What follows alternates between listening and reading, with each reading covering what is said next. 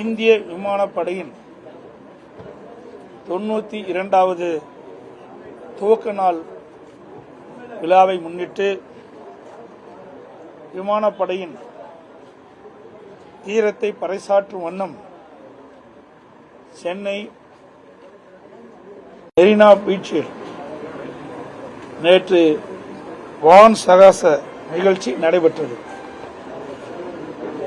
இந்த வான் சாகச நிகழ்ச்சி காணுவதற்கு மக்கள் திரளாக வர வேண்டும் என்று முதலமைச்சர் திரு ஸ்டாலின் அவர்கள் அழைப்பு விடுத்திருந்தார் மக்களுக்கு. அந்த அழைப்பின் அடிப்படையில் லட்சக்கணக்கான மக்கள் இந்த வான் சாகச நிகழ்ச்சிக்கான மெரினா பீச்சிலே மிக திரளாக கூடினார்கள். அந்த நிகழ்ச்சியை கண்டு களித்துக் கொண்டிருக்கின்ற வேளையில் இந்த அரசு தேவையான அடிப்படை வசதி செய்து கொடுக்காத காரணத்தினால்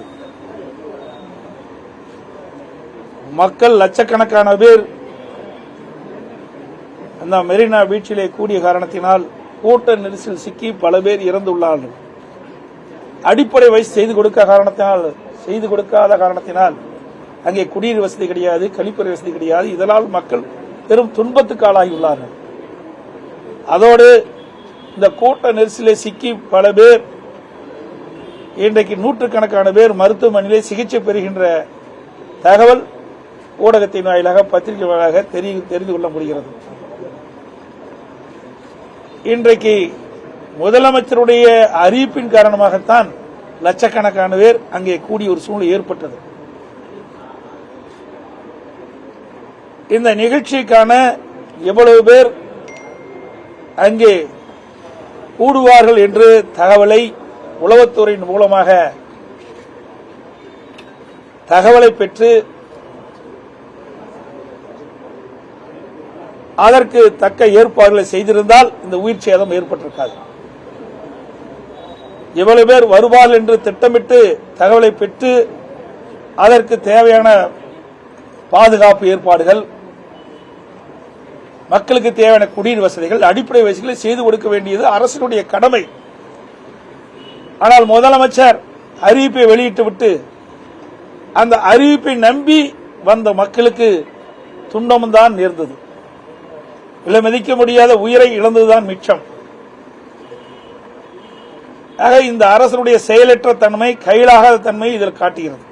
இது வெட்கக்கேடான விஷயம். இதே விமான சாகச நிகழ்ச்சி பல்வேறு இடத்தில் நடைபெற்றது. அங்கெல்லாம் சிறப்பான ஏற்பாடுகள் செய்திருந்தார்கள். ஆனால் தமிழகத்திலே ஒரு பொம்மை முதலமைச்சர், திறமையற்ற முதலமைச்சர் இந்த நாட்டை ஆளுகின்ற காரணத்தினாலே, திட்டமிட்டு செயல்படாத காரணத்தினாலே இன்றைய மக்கள் துன்பத்திற்கு ஆளாயிருக்கின்றார்கள்.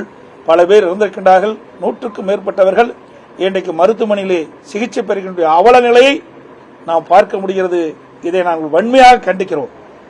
இனியாவது இந்த விடியா திமுக அரசு, ஸ்டாலின் தலைமையில் இருக்கின்ற திமுக அரசு இப்படிப்பட்ட லட்சக்கணக்கான மக்கள் கூடுகின்ற நிகழ்ச்சி ஏற்பாடு செய்கின்ற பொழுது உளவுத்துறையின் மூலமாக சரியான தகவலை பெற்று முன்கூட்டியே தக்க பாதுகாப்பும் மக்களுக்கு தேவையான அடிப்படையை செய்து கொடுக்க வேண்டும் என்று வலியுறுத்துகின்றேன்.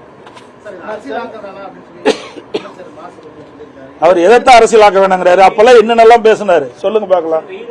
அதாவது இதையெல்லாம் தெரியுமில்ல ஒரு அரசாங்கத்திற்கு. ஒரு அரசாங்கம் என்று சொன்னால் மக்களை பாதுகாக்க வேண்டும். அதான் அரசாங்கத்துடைய கடமை. இன்றைக்கு உளவுத்துறை எதற்காக இருக்கின்றது? அந்த உளவுத்துறையின் மூலமாக எவ்வளவு பேர் அந்த சாகச நிகழ்ச்சி காண வருவார்கள் என்று தகவலை பெற்று அதற்கு தேவையான ஏற்பாடு செய்வது அரசுடைய கடமை. அதை செய்ய தவறியது அரசு. இதற்கு முழு பொறுப்பு ஸ்டாலின் தான் ஏற்கப்பட வேண்டும். ஏனென்றால் இவர்தான் அழைப்பு விட்டார்.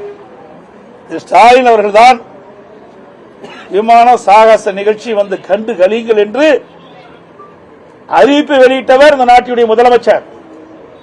அப்படி அறிவிப்பு வெளியிட்டுவிட்டு வருகின்ற மக்களுக்கு தகுந்த பாதுகாப்பு, தகுந்த அடிப்படை வசதி செய்து கொடுப்பது அரசுடைய கடமை. அதை செய்ய தவறிய காரணத்தினால்தான் இன்றைக்கு பல பேர் இறந்திருக்கின்றார்கள், பல பேர் மருத்துவமனையில் சேர்ந்து சிகிச்சை பெற்று வருகிறார்கள். இதற்கெல்லாம் யார் காரணம்? திரு ஸ்டாலின் தலைமையில் இருக்கின்ற அரசாங்கம், திரு ஸ்டாலின் தான் பொறுப்பு. செய்திகளை உடனுக்குடனும் துல்லியமாகவும் தெரிந்து கொள்ள சப்ஸ்கிரைப் பண்ணுங்க.